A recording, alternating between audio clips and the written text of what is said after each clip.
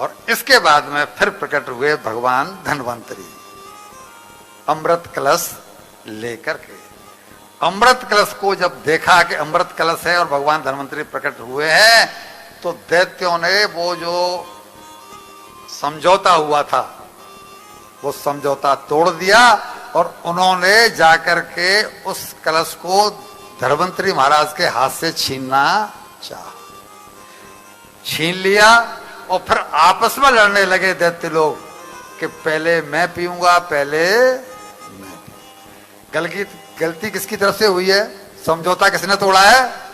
दैत्यों। बात हो गई थी आधा आधा बांट लेंगे। तो वो तो जब वहां पर धन्वंतरी भगवान पैदा हुए ही हैं, इन धन्वंतरी भगवान से आयुर्वेद की विद्या चालू हुई है वो इन्हीं से हुई है। बात पहले से करी हो गई थी, लेकिन समझौता तोड़ा तो आगे भगवान ने भी उनको उसी भाषा में जवाब दिया है। भगवान किसी को, मैंने पहले ही परसों भी कहा था, कल भी कहा था, भगवान दयालु हैं, भगवान कृपालु हैं, लेकिन भगवान क्षमालु। भगवान के क्षमा शब्द का कोई कॉलम है ही नहीं। जो जैसा करेगा उसको वैसा फल मिलेगा ही, उसी भाषा में मिलेगा। तो उनने छीन लिया, देवता लोग हताश हो गए। भगवान आपने तो कहा था कि ये हमको पीने को मिलेगा पूरा का पूरा, लेकिन ये तो पूरा का पूरा दैत्यों के हाथ में चला गया। बोला मैं हूं ना, मैं हूं, तुम चिंता मत करो। मैं अभी भेष बदल करके मैं अवतार लेता हूं और इनको छलूंगा, इनको इनकी भाषा में जवाब दूंगा, अमृत को तुम ही लोग पियोगे। और फिर उन्होंने क्या किया कि एक मोहिनी रूप धारण किया। भगवान का ये अवतार कहलाया है मोहिनी अवतार। ये भी अवतार है। एक मोहिनी रूप धारण किया। वो इतना कामुक, उन्मत्त और क्या क्या शब्दों का प्रयोग करूं जिन्हें मैं करना नहीं चाहता, यहाँ अपनी बच्चियां बैठी हैं सब। तो वो ऐसा अवतार लेकर के जब भगवान आए तो ये दैत्य लोग उनके ऊपर मोहित हो गए। मोहित होने के कारण हुआ ये कि ये उनके ही हाथ में कलश थमा दिया। क्यों? देवता भी हल्ला मचा रहे थे कि तुम इस कलश से हम देवताओं में और दैत्यों में आपस में बंटवारा कर दो। हालांकि हम दोनों भाई हैं, लेकिन एक ही चीज को लेकर के कलह हो रही है। इसलिए तो उसने कहा भी है कि मैं तो उल्टा नारी हूं, पराई नारियों का भरोसा नहीं करना चाहिए। तुम तो ऐसे हो, कश्यप ऋषि के पुत्र हो और तुम्हारा तो कुल ऐसा है वैसा है। लेकिन साहब जब बुद्धि भ्रष्ट होती है तो फिर कोई विवेक तो काम करता नहीं। और भगवान ने इनको मोह करके बोल बड़े लाइन लगवा दी।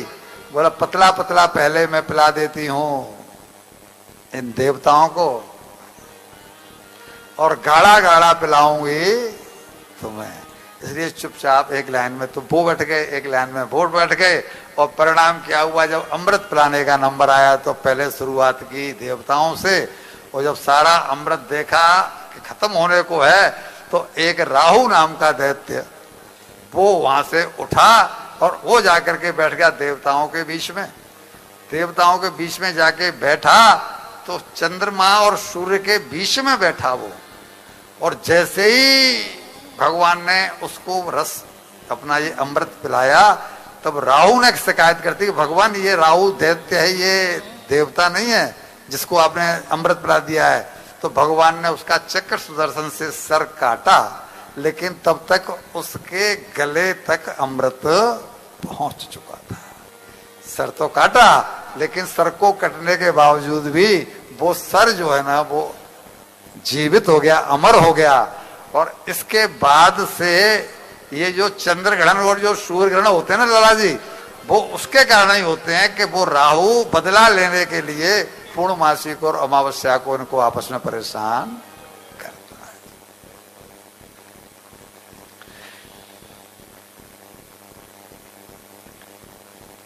ये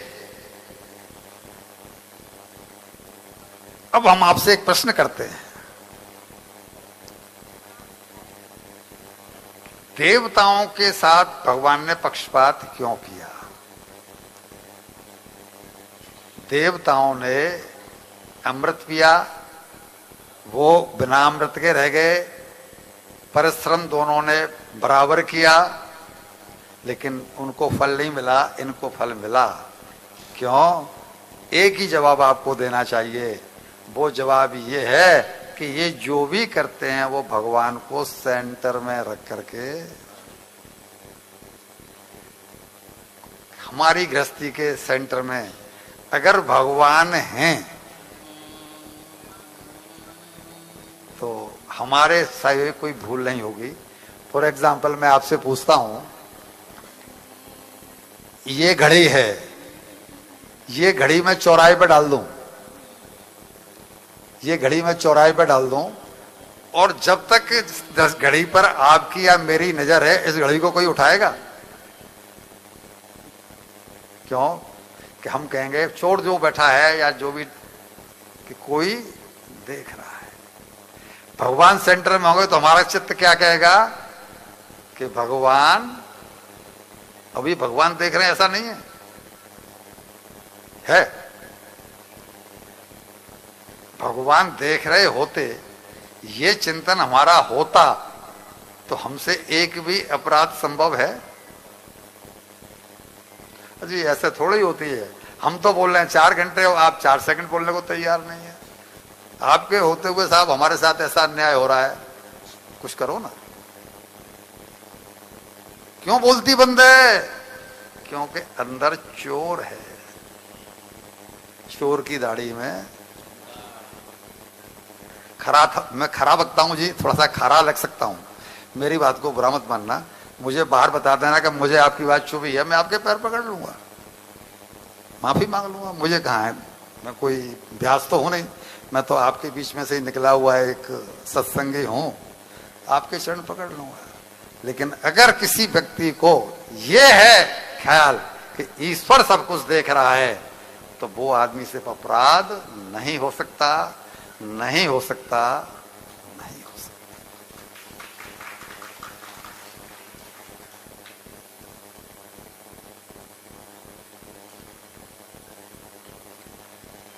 राजा बलि ने स्वर्ग पर विजय प्राप्त नहीं कर पाया, विजय मिली इंद्र को। तो अब आगे चल के इस प्रश्न आता है, वो कहते हैं ये कथा सुनकर के, तो भगवान मैंने सुना है कि भगवान बामन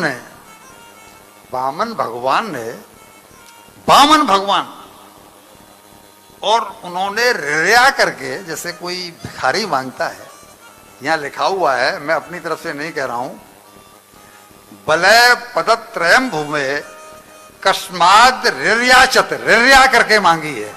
रिर्या चत भूतेश्वर कृपणा बल्लवद्वारा थोपी बम बबंधतम। रिर्या करके राजा बलि के पास जाकर के और एक कल्प में 3 पग भूमि मांगी। ऐसा क्यों? भगवान तो त्रिलोकीनाथ है, उन्होंने 3 पग भूमि क्यों मांगी? इसका कथा का विस्तार से मुझे श्रवण कराइए। और सुना है कि उन्होंने उसको बांधा भी, थोप बबंध तम, उस निरपराध को बांधा भी, जबकि उसने कोई अपराध भी नहीं किया था।